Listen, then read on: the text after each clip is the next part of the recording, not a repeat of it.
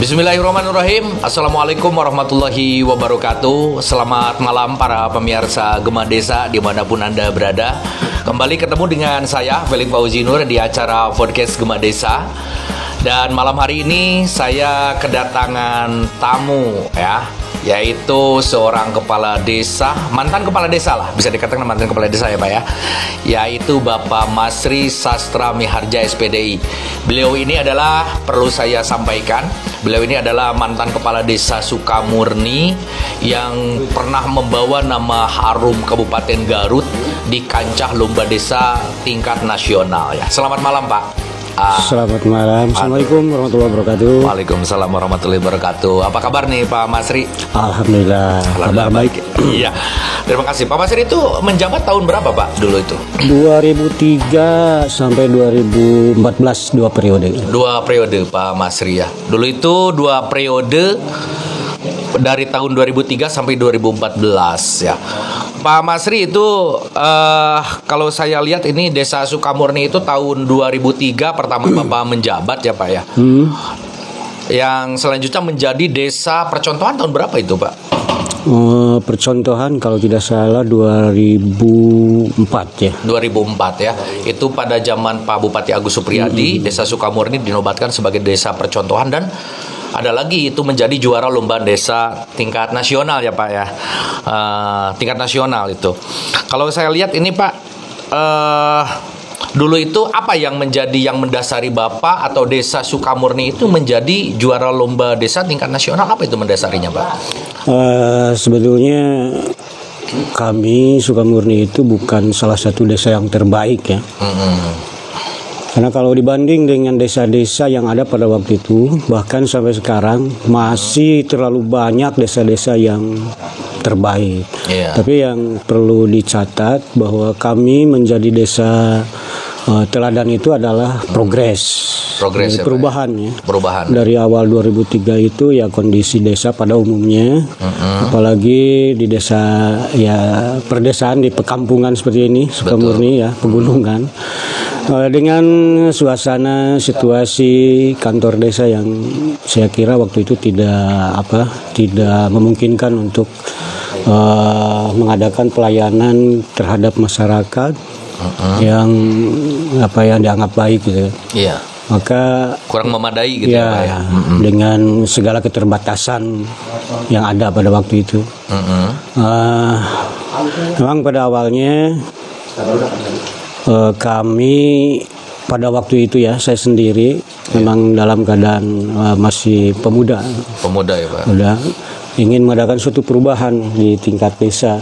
Maka saya salah satunya adalah perwakilan dari tokoh muda yang ditunjuk oleh sebetulnya pada waktu itu ada tokoh muda yang lain ya, lain, bahkan saya sebetulnya cenderung dialah yang berhak yang lebih pantas karena dia seorang sarjana ya.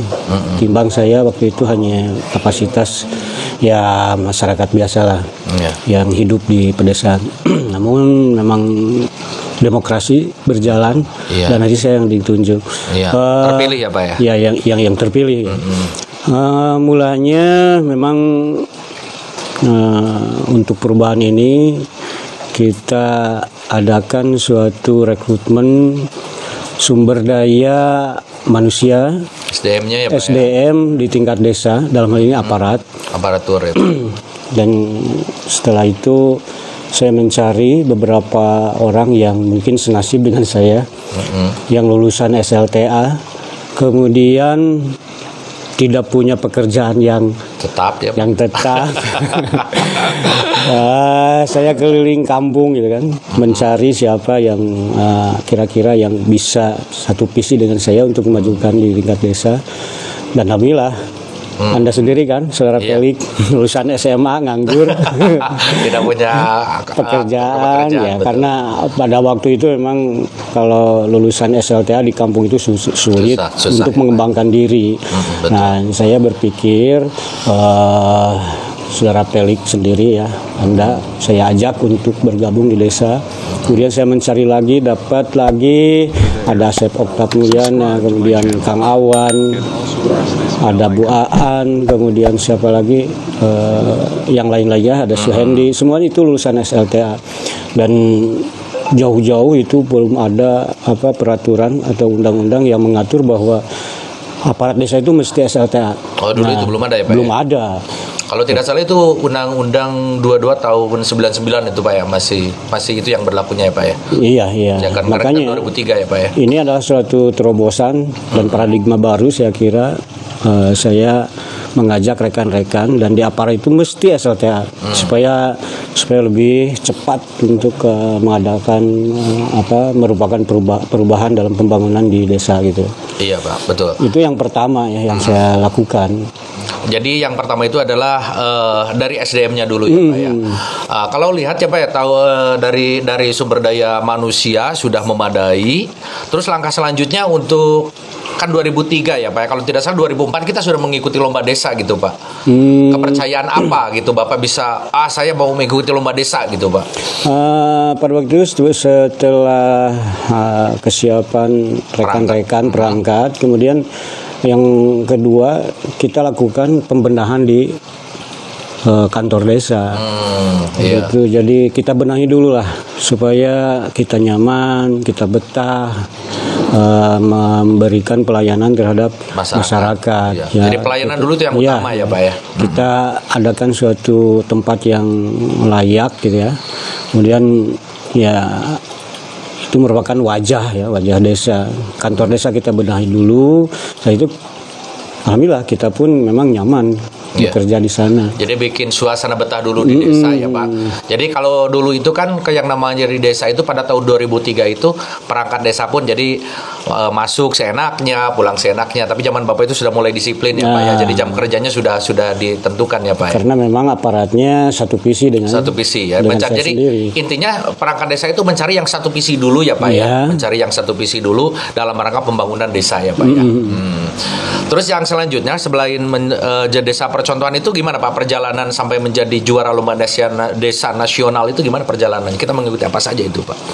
Sebetulnya untuk lomba desa itu bukan target, bukan juara desa itu bukan target kami. Bukan target ya Pak. Yang kami idam-idamkan di desa itu ya desa yang terlepas dari status desa tertinggal. Jadi kita mengikuti alur saja. Kita membangun sesuai dengan kebutuhan masyarakat. Kita adakan musyawarah, kita rencanakan pembangunan ini. Kebetulan waktu itu memang ada yang disebut dengan P3MD ya. Perencanaan Pembangunan Partisipasi Masyarakat Desa. Dan saya kira metode itu sampai sekarang masih dipakai. Sangat efektif ya. Itu jadi kita rencanakan pembangunan itu sesuai dengan kebutuhan masyarakat. Mungkin kenapa kita ditunjuk sebagai perwakilan desa untuk mengikuti lomba, karena ini mungkin dianggapnya kita layak dan sudah ada progres dalam segala bidang, dalam bidang pemerintahan, pendidikan, masyarakatan, pembangunan dan lain sebagainya gitu. Nah, maka kami memberikan suatu kepercayaan. Jadi perjalanannya itu karena kita mungkin dipercaya karena sudah bisa memenuhi kriteria ya Pak ya. Dulu itu kalau tidak salah kriterianya itu apa saja Pak? Kriteria untuk menjadi juara lomba desa itu dulu kriterianya dari apa saja? Saya katakan tadi memang ada progres ya. Progresnya sejauh mana perubahan yang ada di tingkat desa. Mungkin dari pelayanan ya, pelayanan masyarakat. Kita lihat dari wajah desa itu sendiri kan. Makanya saya tampilan pertama ya Pak ya. penampilan pertama, kesan pertama orang datang ke kantor desa itu, wah ini kayaknya kantor beneran gitu kan, bukan asal-asalan. Itu yang pertama. Jadi apalagi di dalamnya gitu kan, secara administrasi kita lakukan sesuai dengan juklak yang ada, ikuti peraturan-peraturan yang ada pada waktu itu. Jadi kita bukan asal-asalan, kita lakukan secara proporsional lah. Meskipun waktu itu memang gaji aparat, gaji kepala desa, bayangkan 1 bulan itu saya hanya mendapat honor 50.000 waktu itu. Hanya mendapat honor 50.000 waktu itu. Gitu. 50.000 ya Pak. Dan itu pun diterimanya ya 6 bulan sekali lah gitu. Jadi memang jauh dari kelayakan, apalagi untuk sejahtera belum gitu. Tapi dengan tekad yang kuat dari kami ya beserta rekan-rekan itu, kita mengadakan suatu perubahan. Jadi ada suatu perubahan yang signifikan. Yang pertama mungkin dari bidang pembangunan infrastruktur, sesuai dengan perencanaan kebutuhan masyarakat kita lakukan. Meskipun itu sangat berat, waktu itu belum ada dana yang secara rutin ke desa ya. Hanya mengandalkan subsidi dari pemerintah. Nah, maka itu hanya sebagai stimulan saja masyarakat karena sesuai dengan kebutuhan. Maka masyarakat secara gotong royong ya. Ya, Pak. Spontanitas masyarakat itu melakukan berjibaku ya, mengadakan bahan pembangunan baik materinya atau apalagi tenaganya gitu. Iya. Kemudian dalam pendidikan bayangkan saja waktu itu hanya beberapa orang saja yang melanjutkan ke tingkat SLTP saja. Dari satu desa itu hanya 20% lah. 20% ya Pak. Sementara waktu itu sebetulnya sudah diberlakukan wajar Dikdas 9 tahun ya Pak ya. Tapi di desa kami ya masih 20%. Ini terlalu jauh lah untuk mencapai wajar Dikdas 9 tahun waktu itu. Maka ini adalah prioritas utama, bahkan kepedulian kami mulai dari saya sendiri, kemudian ketua tim penggerak PKK beserta anggota, ada beberapa orang yang sebetulnya sebagai staf pengajar juga, termasuk saya ya. dari koperasi wanita semuanya turun ya Pak, turun ke dunia pendidikan. Dan setelah itu ada suatu perubahan yang signifikan juga tentang pendidikan. Karena ini alasannya ya jauh kan. Ya, kenapa dari Tisan ya Pak ya? Ya sangat jauh. Bayangkan saja waktu seusia kita ya, waktu itu mau ke SMP saja harus berangkat subuh ya. Jam 5 ya Jam Pak 5 ya? Pulang sore jam 5 lagi. Ini terlalu berat, makanya wajar kalau anak-anak usia pendidikan SMP di kita itu kurang peminat ya Pak ya.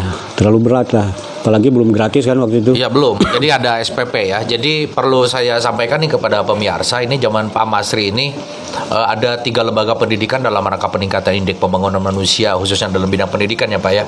Yang pertama itu ada MTS Alferiah ya Pak ya, yang merupakan rintisan Pak Kepala Desa juga.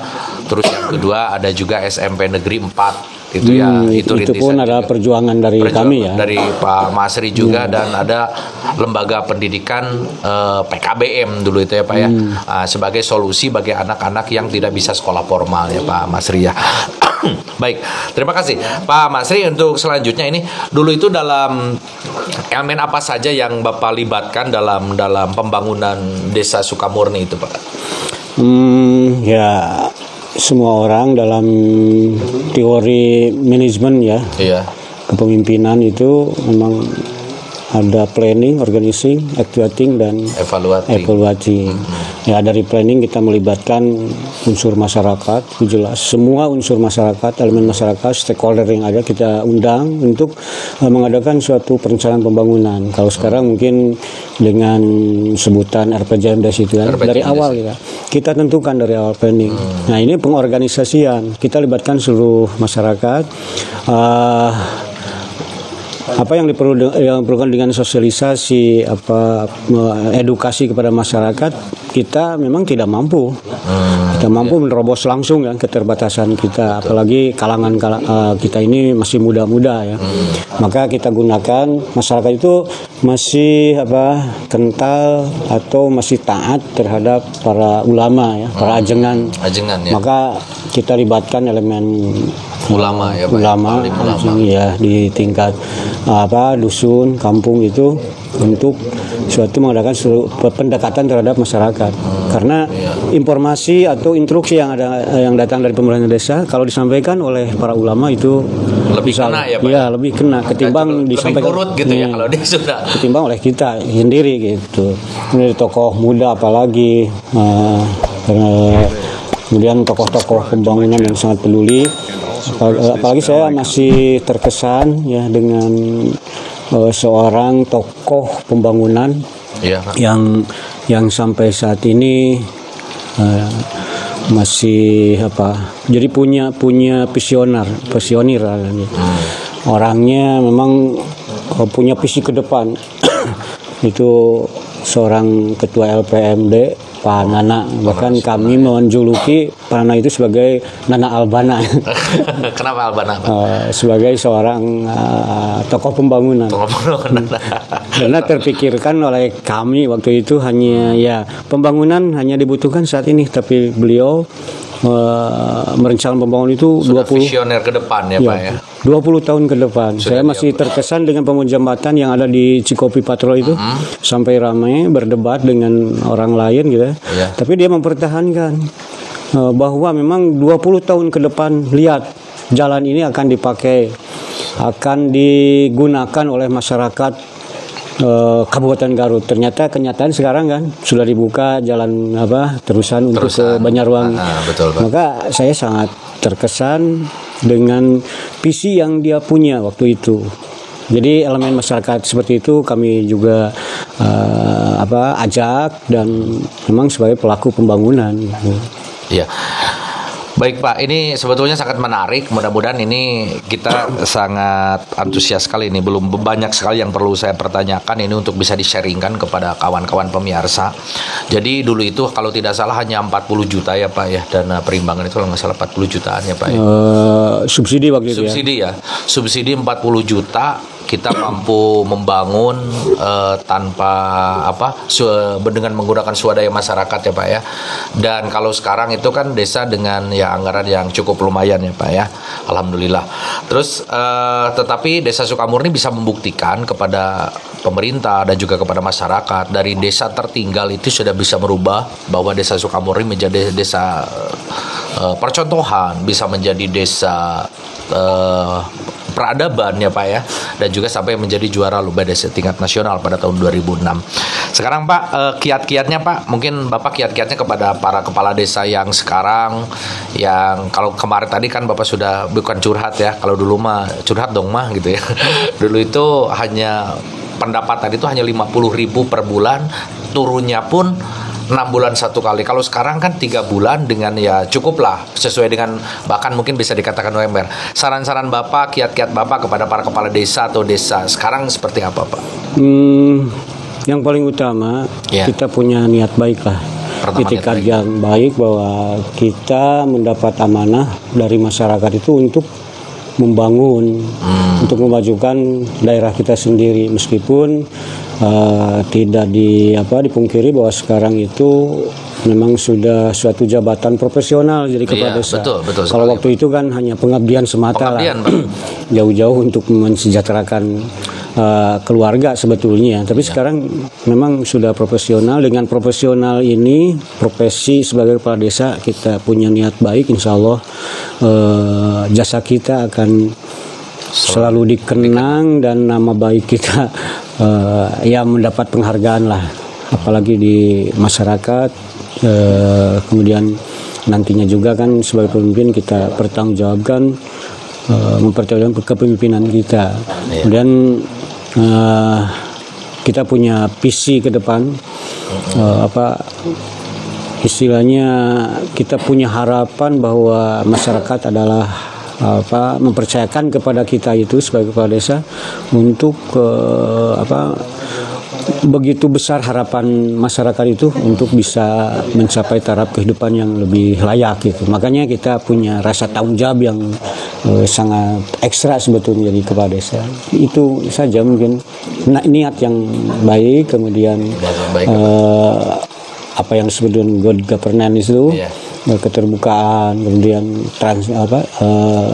akuntabel, partisipasi masyarakat. Sebetulnya itu sudah saya lakukan dulu, dan hasilnya alhamdulillah.